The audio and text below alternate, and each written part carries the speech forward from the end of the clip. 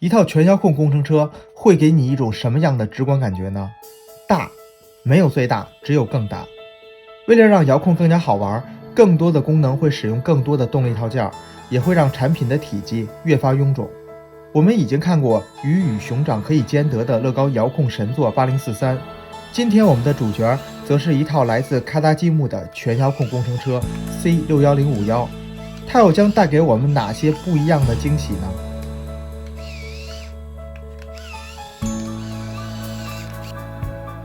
大家好，欢迎来到专家号。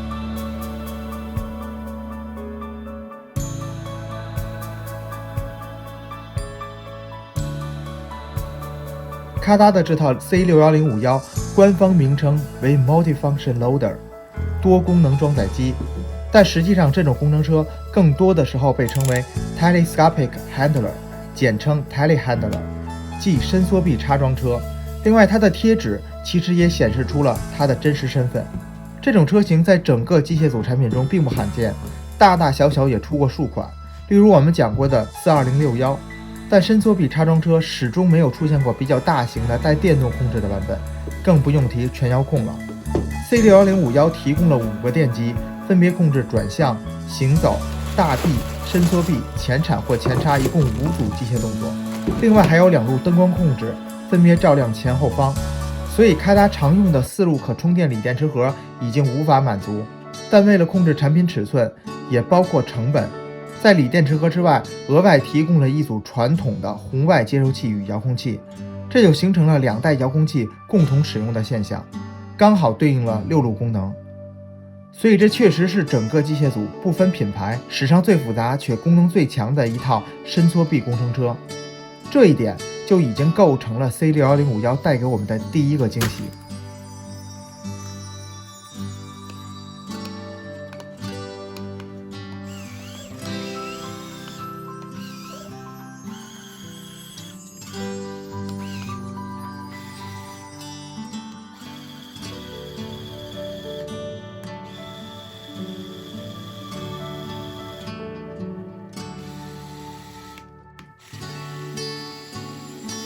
一套接近1500个零件，以小颗粒零件为主的模型，体积并不会很大。C61051的尺寸非常克制，和乐高的8043相当。在如此有限的尺寸下，放置如此多的动力套件，这无论是对于模型设计师，还是对于说明书设计师来说，都是一种挑战。C61051身形短小，用于控制转向和行走的4伏电机与 L 电机，只好左右并排放置在纯机械组底盘的正中央。前后4轮转向都是标准的齿条控制，前后轮各有一组差速器。由于是同角度的4轮转向，所以这套4驱系统并不需要中央差速器，这一点和乐高的42082是类似的。如果大家注意到第3本说明书最后功能讲解中的关于转向那页，就会发现图中的后轮居然是和前轮同向的楔形转向，这其实应该是一处印刷错误。我们反复确认过 C61051确实只有普通的4轮转向，并不带有42054那种复杂的楔形转向。后续在上市的产品可能会修正这一处错误。整个机械组底盘部分非常规矩，电机与动力传动路径布局合理，这相当于给了我们一个设计中型遥控机械组底盘的参考范例，无论是对于工程车还是轿车都适用。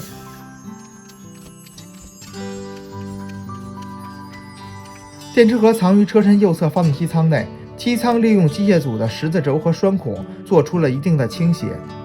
这辆车并没有做联动驱动轴的发动机，我相信大家也并不会介意这个功能的缺失。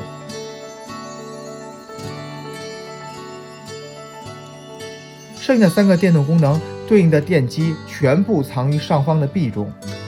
其中控制大臂的那个电机还是反向放置。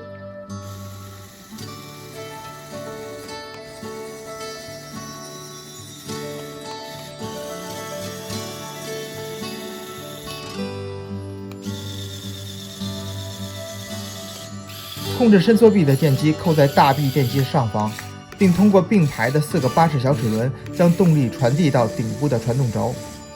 看到这些巴氏小齿轮，我不禁又想起了去年乐高的42113，希望它们的强度是足够的。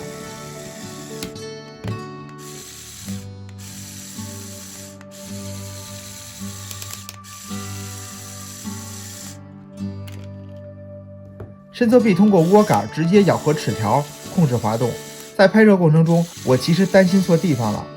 由于伸缩臂这一传动路径并没有配备离合器齿轮，所以当行程到头的时候会出现严重的打齿，很快一个轴连接件就被打碎了。控制前铲的电机藏于伸缩臂头部，并使用到了延长线。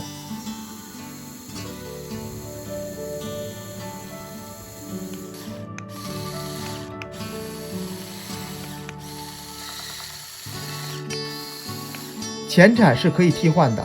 产品内还提供了一组前叉，这就相当于 AB 模式吧。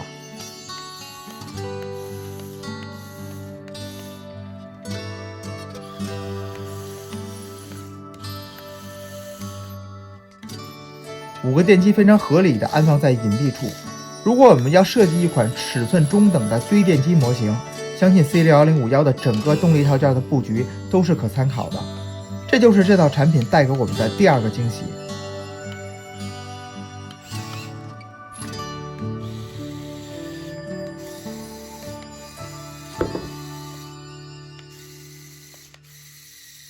然而，动力套件除布局之外，还有一个很重要的问题，就是线缆的布置。乐高的遥控产品总是会帮我们梳理好众多的线缆。C61051本就不大的尺寸下，线缆布局就更为重要。车身中央通道基本上就是最佳的线缆藏匿处，设计师也通过一些零件做了一些绕线处理。但由于线缆众多且线束较硬，加上 C61051的外观覆盖件几乎都是小颗粒零件，这就导致很多时候线缆完全依靠小颗粒零件的咬合力来实现藏匿，这就让车身左侧的驾驶室底部以及右侧的发动机罩的搭建难上加难。如果参考乐高康特家的产品，加入线加零件，提供更多的线缆固定位，也许可以一定程度上缓解这些全遥控产品的线缆布局问题。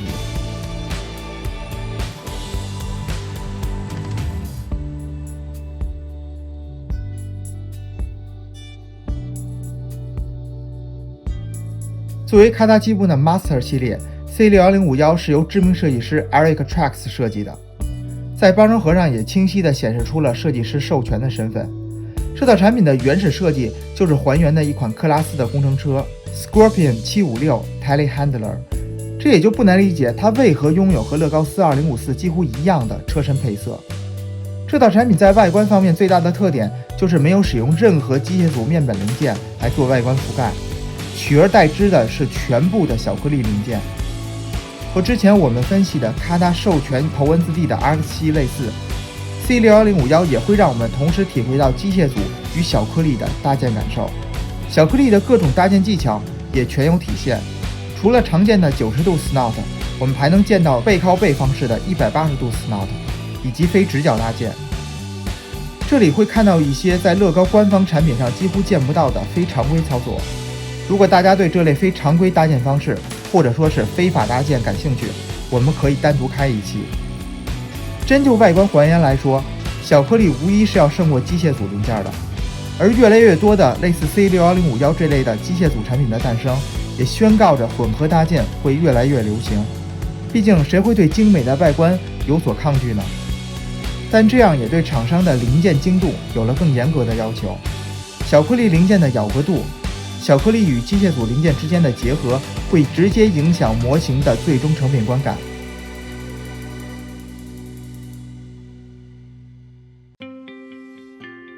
对于贴纸 ，C61051出现了大量的跨零件的情况。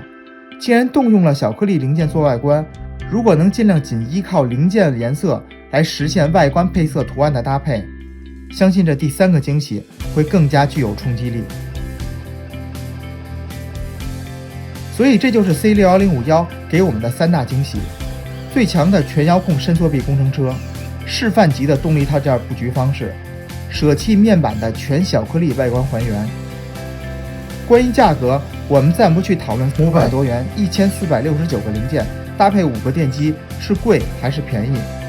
这套产品的原始模型编号 MOC-35607， 单单图纸售价就达到了18欧元，即140元人民币。